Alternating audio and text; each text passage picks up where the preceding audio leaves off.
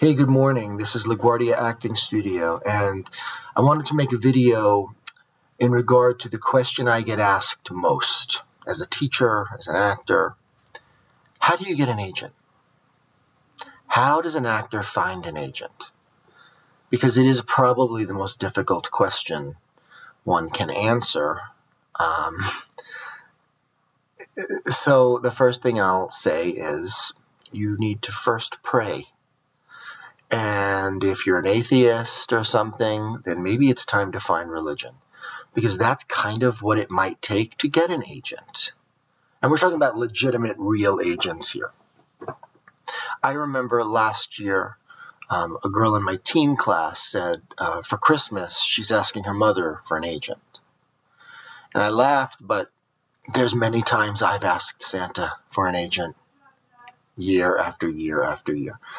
So let me go through some of the ways that I think it's possible to get one. First, we have to understand why it's so difficult. Okay, I'm an actor, I'm really good, I've taken class, I need an agent. Why can't I just get one? So first you have to understand the concept that agents, legitimate agents, only make 10% of what their actors make. Okay? So they only make 10% of what you book. Otherwise, they make nothing. So let me equate that to like a sports team, baseball, football. When baseball players, football players, basketball players, what have you, when they play, they get paid. They get paid well, regardless of if they win or lose. But imagine if a baseball team or football team, they made no money unless they won. Okay? Now, forget about how hard they would try. Think about the person hiring the players. Do you think they'd hire just anyone? Or would they not be so selective? Because if they have just good players that might not win every game, they make no money.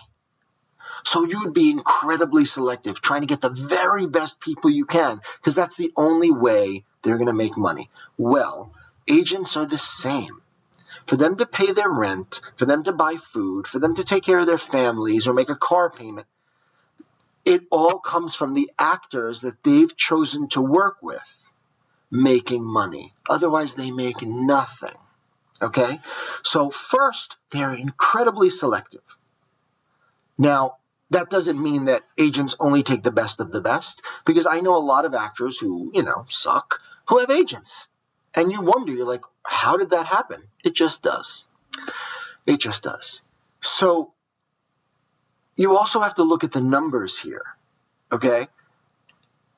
If there's this tiny group of agents, okay, say there's like 100 agents in New York. Well, there's probably 1 million actors trying to access them, and that's not hyperbole. I'm not just saying 1 million. I literally mean 1 million actors trying to get into these agencies. And same with Los Angeles. Say there's 2,000 agents. Well, there's probably 3 million actors. Okay? And it's not just coming from New York, okay, all 5 boroughs where there's hundreds of thousands of actors, but it comes from New Jersey, it comes from Connecticut, it comes from Pennsylvania, and it stretches even further than that. Okay? Actors have zero clue how many other actors are looking for representation. Okay? So the numbers are astronomical.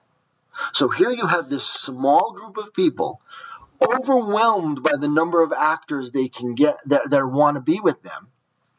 And they have to be super selective. Because you have to understand, even when you have an agent, that agent often has to fight to get you an audition. Because if a casting director is only seeing 30 people for a role, well, every agent and managers fit into this equation too. Every agent is fighting to get their people in. So the numbers are very small, okay? And I say this not to be discouraging, because, new actors are finding agents all the time. It's a matter of this is why it is so difficult. Okay, this is why it is such a hard process. All actors want agents because they want the auditions you can't get on your own. The well-paying, the auditions, the SAG-AFTRA auditions, the TV shows, the movies, the Broadway, etc. So this is why it's in such demand. But the harsh truth is, not all actors are ready for an agent. Everybody wants it, but not everybody's ready. Okay? A lot of people just are not at the technical level.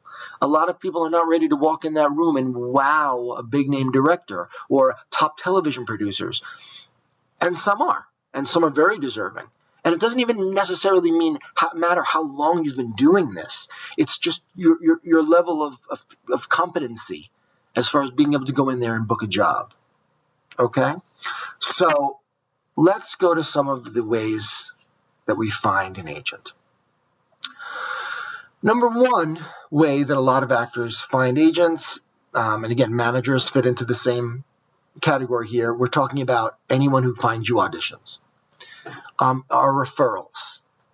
What that means is that if you know someone who has an agent and you say to them, listen, I really need representation. Do you think you could pass my headshot along to your agent, forward him my website so he can see my reel? That's one way. But you also want to make sure they're not in direct competition with you. Okay, if you're like a dark-haired male, 25 years old, and the person you're asking is a dark-haired male, 25 years old, that's not going to work because the agent will be submitting you for the same roles. That's a conflict, and then you don't want that. So let's say you're a male, 40s, and your friend is a female in her 20s. You can say to that female, would you mind passing along my info to your agent? And as long as the actor has a good relationship with the agent, it works. And referrals are often how the agent brings actors in. Oh, so-and-so referred you, I'll take a meeting with you, or I'll look at your material, I'll watch your reel, so on and so forth. Okay? So referrals are a more traditional way that still work. Showcasing is another way that a lot of people are getting agents. Now, when you graduate most of the more well-known acting colleges, they have their own showcase at the end. And those are great. Those are great. A lot of agents and managers go to them. A lot of people get picked from those showcases. But not all of us are in high school and college. Many of us start older. Many of us just never took that route, And you can start acting in your 30s, 40s, 50s, 60s, 70s. That's fine. There's still a demand for you. But you don't have the same opportunity as doing like the NYU showcase or the Yale Drama Studio showcase. So those are great, but what do? Well, there are other showcases and workshops and ways to get in front of industry. Now, while they are not necessarily sanctioned as a way to find new talent, they're not pay to play, as it were. Agents and managers, they're not stupid. When they see a really talented actor without representation in front of them and they think, damn, this person's great, I can make a lot of money off this person, of course they're going to be interested in you. Okay, but you have to understand that they're not set up for that. They're set up as informational, a way to meet an agent, meet a casting director, meet a manager, gather, learn from them, get information from them, talk to them. But truth be told, under any circumstance, if an agency is a really talented person with the right look of what they're looking for and so on and so forth, they will be interested. It's true, okay?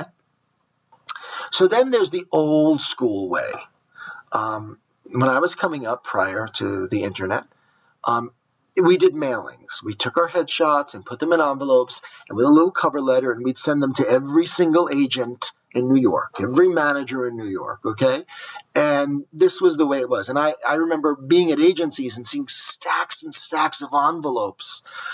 And the truth of the matter is most of the time, they don't have the time to go through them, or they don't want to go through them. They're already overwhelmed trying to get their actors work. See, agents are weird because they always say we can't take anyone else on, but they're always looking for new people. Because you have to remember, when actors are not working after a year, 2 years, when they're not booking anything, bringing any money in, that's taking money away from the agency. So they have to let them go and bring in new people. So agents are always looking for new talent. Don't think otherwise, all right? So the days of the mailing, the envelopes are gone, but people still do them. You can still put your headshot in an envelope and mail it to an agency and pray You can also play the lottery, kind of the same odds. Many agencies also have online submissions now, where you go to their website, not all, but some. You go to their website and it'll say, submit your headshot and resume here, or upload your reel here, or where can we see your information. That's good too. It costs you nothing, and there's no downside to that, except, it's hard to get them to see it. It's very hard to get them. That's why showcasing is great. You get in front of them. The mailings are a long shot. Still a shot, but a long shot, okay? Another old school thing was actors would book a play, an off-Broadway play, and they would send agents invites. And agents always say, if you're doing anything, let me know. So you'd send invites. But this is another thing that isn't very clear. If it's a small theater and no one's ever heard of it and nobody's known in the show, more often than not, the agent won't go. Okay, which is understandable. They work till 6, 7 o'clock at night. They have a lot of things going on at night. It's hard to get them there. Now, if you're lucky enough to book something at a really, decent off-Broadway theater or something like Playwrights Horizons, which you can sometimes get on your own, it's a good possibility that they'll already be going, or if you invite them, they will go. Okay? Film festivals are another place that agents often show up at. So this is a little trickier, because how am I getting into movies if I don't have an agent? Well, it's hard to get into big movies without an agent. But when you're doing the hustle on your own, Actors Access, casting networks, things of that nature, you do find a lot of film auditions.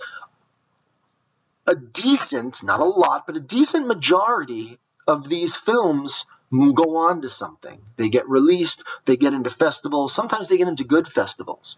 If you are in a film at a really good festival, okay, if it gets into Tribeca, if it gets into, something like that, and it can, those are great ways of mingling with people, okay, of meeting agents at the festival, of emailing them or writing them a letter saying, I have a co-star in this film, it's opening at Tribeca.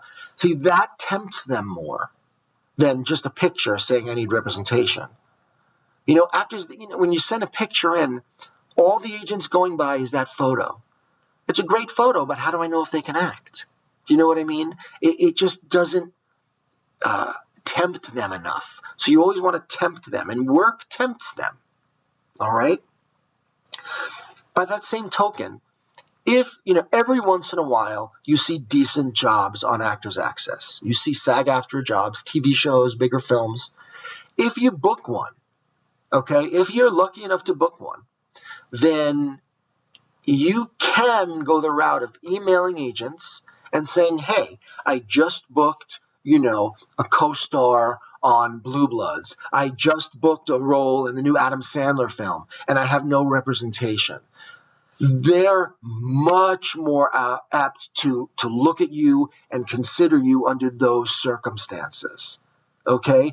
If you're working and if you've got a check coming in and you're interesting to them, then odds are they're going to take that a lot more seriously. They will consider that.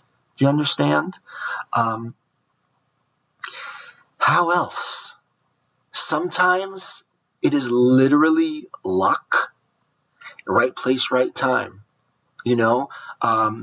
My sister works with a guy, and his brother is a head agent at Gersh.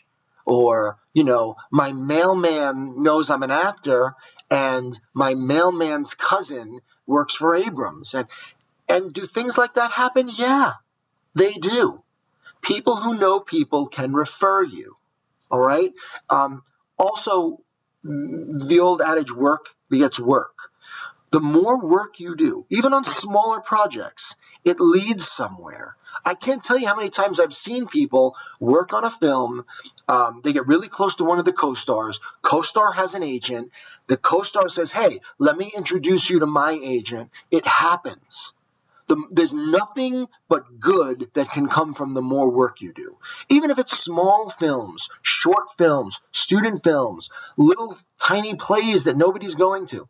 Work and working with other actors can often lead to good things. Now, many actors are catty and selfish and would never try and help you. That's just the nature of actors, but not all. Some are generous and some actually understand paying it forward, and some will help you as long as you're not their competition. Okay?